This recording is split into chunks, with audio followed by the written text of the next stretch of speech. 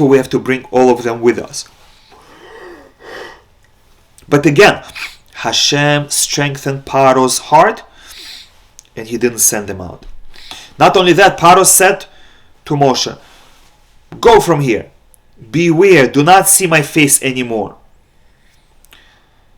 Which was very disrespectful to the leader of the Jewish people. He tells him, "Get out, I don't want to see you." So Moshe said, again, Moshe is making fun of Paro, "You have spoken correctly. I shall never see your face again until you will come begging to see my face." And that happened after the plague of the firstborn, when Paro came running. "Where's Moshe? Where's Aaron?" And he was begging them, "Please, where are they? I want to see them." Now we turn to page 347, chapter 11. The warning of the plague of the firstborn. Hashem said to Moshe, "One more plague I shall bring upon Paro and upon Egypt, and after that he shall send you forth from here." Verse 3, Hashem granted the people favor in the eyes of Egypt, and they respected Moshe as well. And therefore, when the Jewish people will ask for the golden and silver vessels, the Egyptians will happily give everything they have. Now, verse 4. Moshe said, and Moshe is now telling Paro what Hashem is going to bring upon him. "So said Hashem, at about midnight I shall go out in the midst of Egypt, and every firstborn in the land of Egypt shall die. And there shall be a great outcry in the entire land of Egypt, such as there was never been, and such as there shall never be again."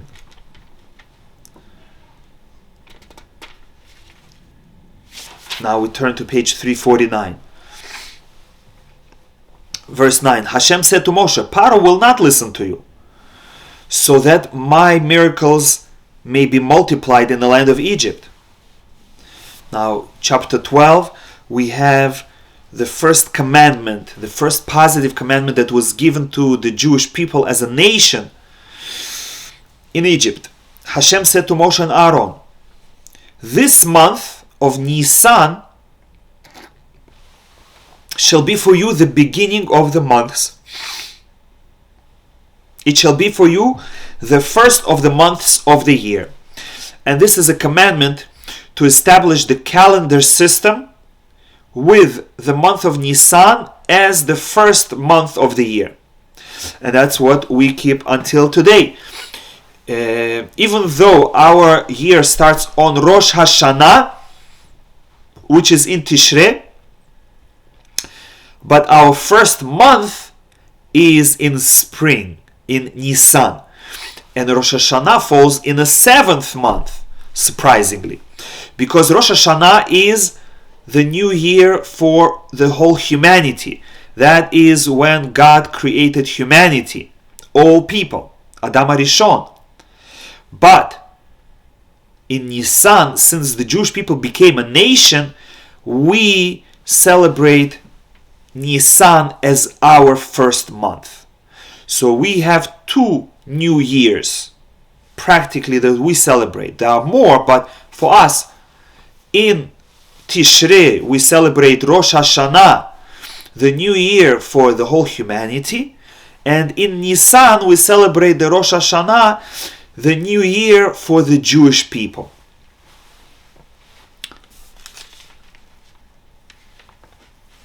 Now, the Jewish people have a special calendar. Our calendar is based on the sun, and that is the solar year.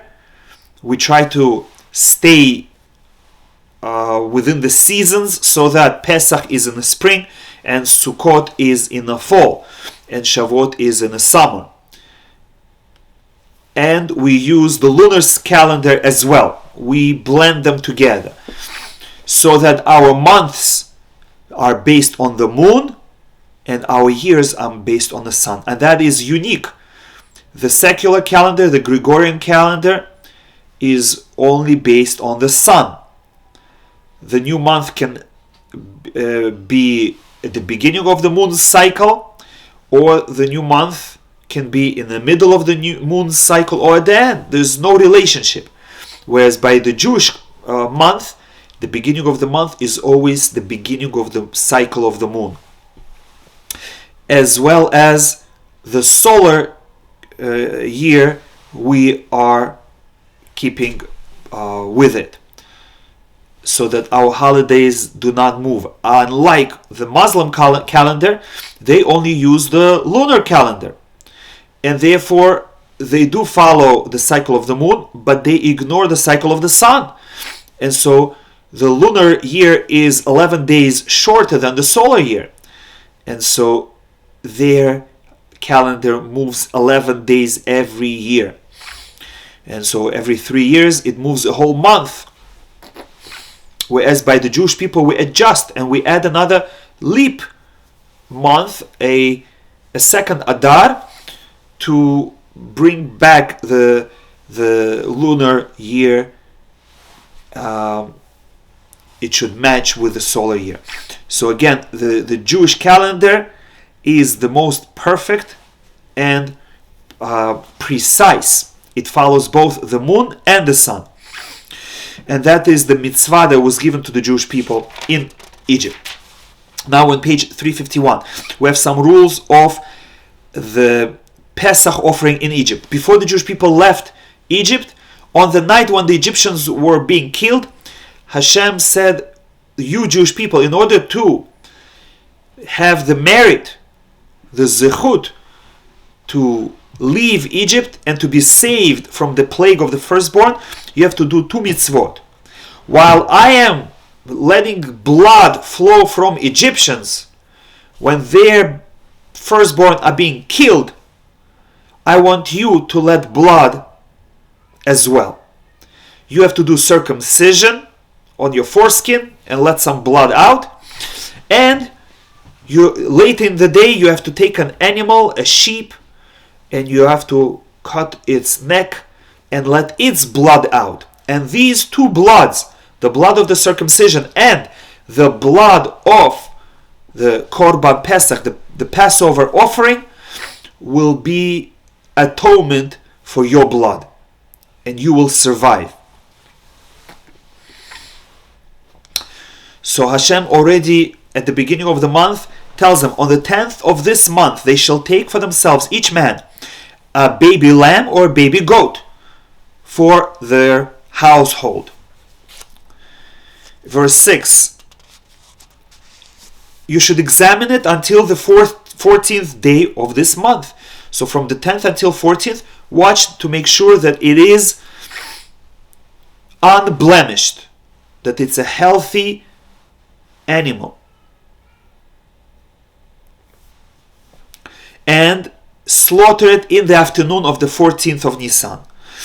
Take some of its blood and place it on the 2 doorposts and on the lintel of the houses in which they will eat it. Another rule, they have to eat the meat of the Korban Pesach roasted over fire. Cannot be cooked. It must be roasted whole, as a whole animal. And they have to eat it with matzah and with bitter herbs. Okay, now we turn to page 353. And you have to eat the entire animal. You cannot leave anything until the morning. Now, one of the reasons why Hashem said that we have to roast the animal and it has to be whole is because this animal, the sheep or a goat, were the gods of Egypt. The Egyptians worshipped, they bowed down and served the sheep. And Hashem said, I want you to take the sheep in front of the Egyptians, lead it on the street, bring it to your house, let it stay in your house for 4 days, and then take it, bring it out of your house, slaughter it, skin it, keep the body whole, so that it should be visible to Egyptians that you are killing its God, and start roasting it slowly, the whole animal, so that it should be visible, and they should smell their own God being burnt. And they can't do anything. And they feel powerless, and they see that their gods are powerless. They see that their gods not only cannot save them, but their gods cannot even save themselves. Their gods are being slaughtered. And this was also a test for the Jewish people, whether or not they will be strong enough not to be afraid of Egyptians. I used to give an example. Imagine that you take an American flag and you go in front of the state or federal building and you burn it. So that was one of the gravest things that you can do against the government. However, this year it's not a good example anymore. Unfortunately, you can burn American flag and nobody's going to do anything. But if you can find an object that people think this is untouchable, this represents our freedom and power, and no one dares to raise, for example, if you go and you blow up the Statue of Liberty, Americans are going to be very upset. What is this? This Jew is doing to our symbol of freedom. So that's how Jews felt. How can we go and take their God, take possession of it, and slaughter it, not chop it up and cook it in water, but put it outside in its entirety and roast it slowly, making the aroma waft throughout all the streets? Isn't it dangerous? And nevertheless, all the Jewish people did precisely that. Verse 11, some more rules. You should eat fully dressed. That will be a sign that you are ready and you're expecting to be redeemed. You should have a belt on, should have your shoes on, you should even have your staff in your hand, your walking stick. And you shall eat quickly, showing that I'm about to leave. This is very similar to the way we eat on Pesach. We try to eat quickly. Why? Because we have a cut-off. We know that we have to finish by midnight. So that's how the Jewish people ate. They ate quickly for a different reason. They wanted to show Hashem is about to save us. We're about to come out of Egypt.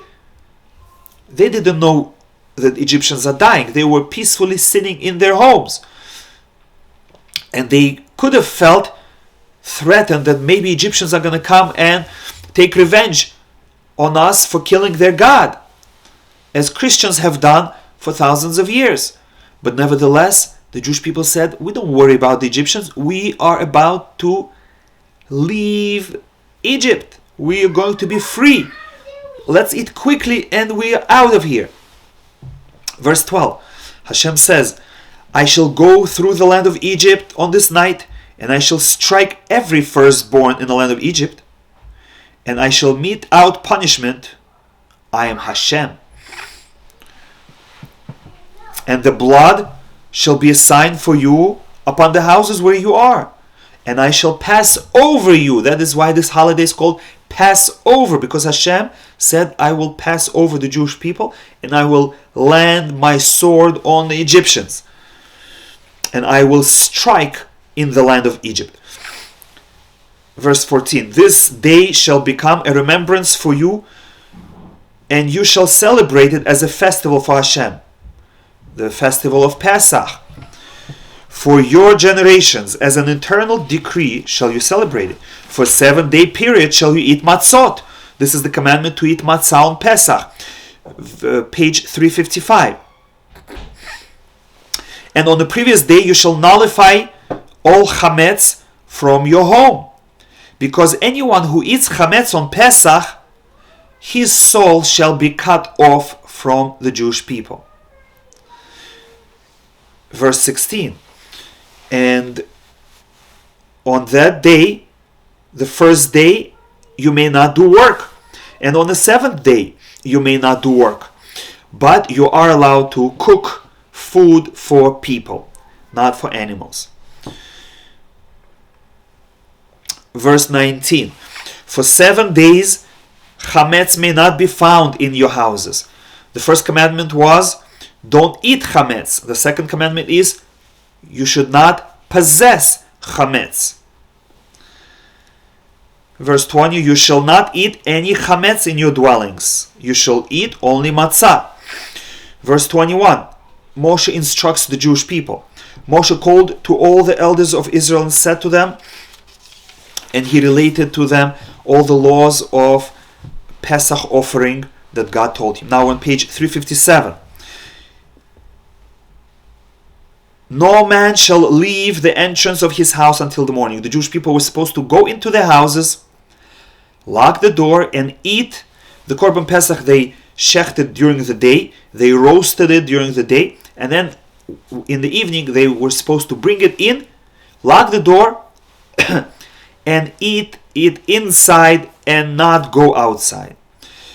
And this was for the reason that the Jewish people were not allowed to see that the Egyptians are dying, even though they wanted to enjoy the revenge. But Hashem said, one of the reasons I'm saving you from Egypt is because you preserved yourselves well. You did not mingle among Egyptians. You did not intermarry with them. You kept your names, Jewish names. You still spoke Hebrew language. And you still wore your clothing. Because you were separate from Egyptians, I'm saving you. And therefore, lock your door to show that you are different, you are separate. Don't go among Egyptians. Now, verse 29, the 10th plague begins. It was at midnight that Hashem killed every firstborn in the land of Egypt, from the firstborn of Paro to the firstborn of the captive in the dungeon. Even firstborn animals also died. Verse 30. Paro rose up at midnight, he and all his servants. And there was a great outcry in Egypt, because there was no house where there was no corpse. Every house there was a dead body. Whether the firstborn, sometimes there were more than one firstborn, and if there was no firstborn, then the eldest of the household died. And he ran to Moshe and Aaron and he called for them, please rise up, go out from among my people, go and serve Hashem as you have spoken. We're on page 359.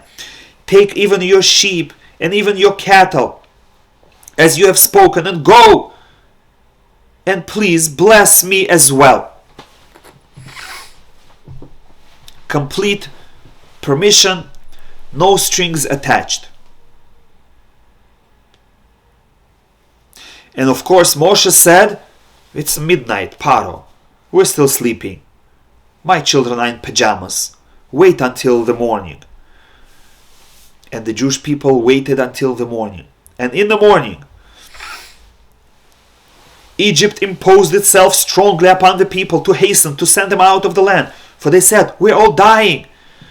When the morning came, Egyptians were pushing the Jewish people. And the Jewish people woke up in the morning, they wanted to make dough for breakfast, but the Egyptians said, please eat your breakfast outside of Egypt. So they picked up their dough before it became leavened. And that is another reason why we eat matzah on Pesach, because as we left Egypt, the dough didn't have a chance to rise, and we ate matzah on our way out for breakfast on that day. And the second reason was the original reason, because on the night of the plague of the firstborn, the Jewish people ate matzah together with Korban Pesach. And the Jewish people requested from the Egyptians silver vessels, gold vessels, and garments. And they emptied Egypt. Now Exodus begins. Verse 37. The children of Israel journeyed from Ramses to Sukkot, about 600,000 men on foot. 600,000 men translates to approximately 3 million people, because these were 600 soldiers, 600,000 adult, able-bodied men. Also, a mixed multitude went up with them. They are called Erev Rav. Many converts that joined the Jewish people. The children of Israel dwelled in Egypt for 430 years. This is counted from the time that Hashem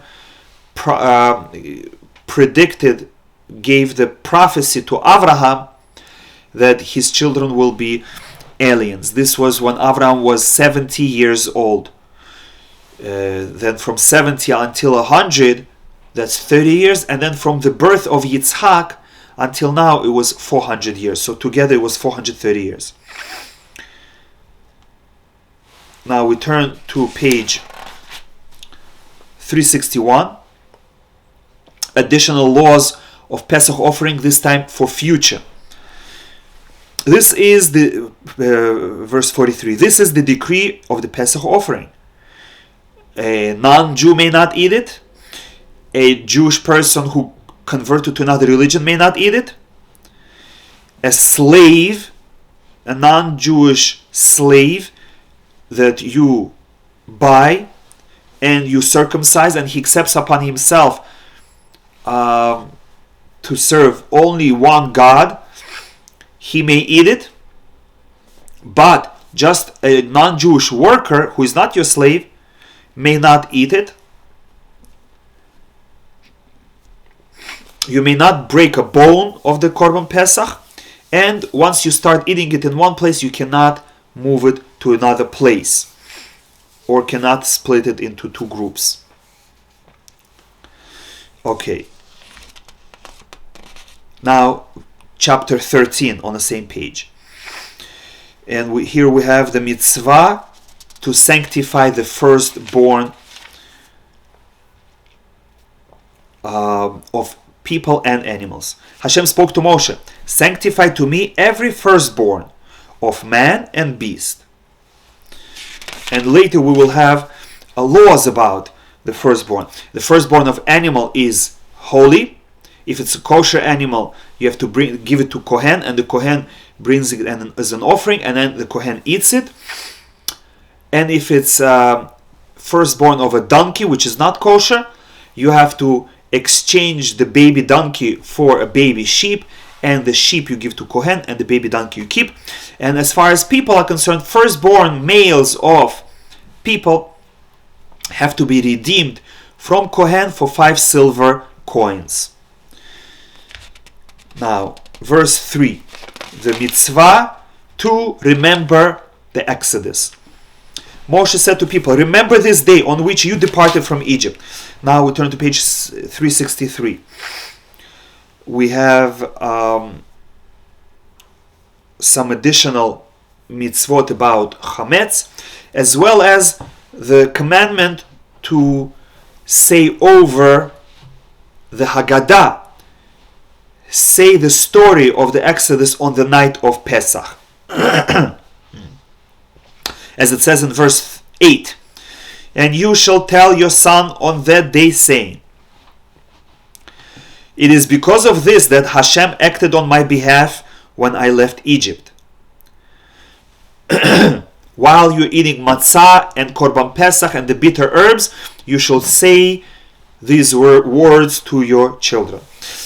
Now, we have a mitzvah of tefillin, and it shall be for you as a sign on your arm and as a reminder between your eyes. Because in tefillin, it speaks about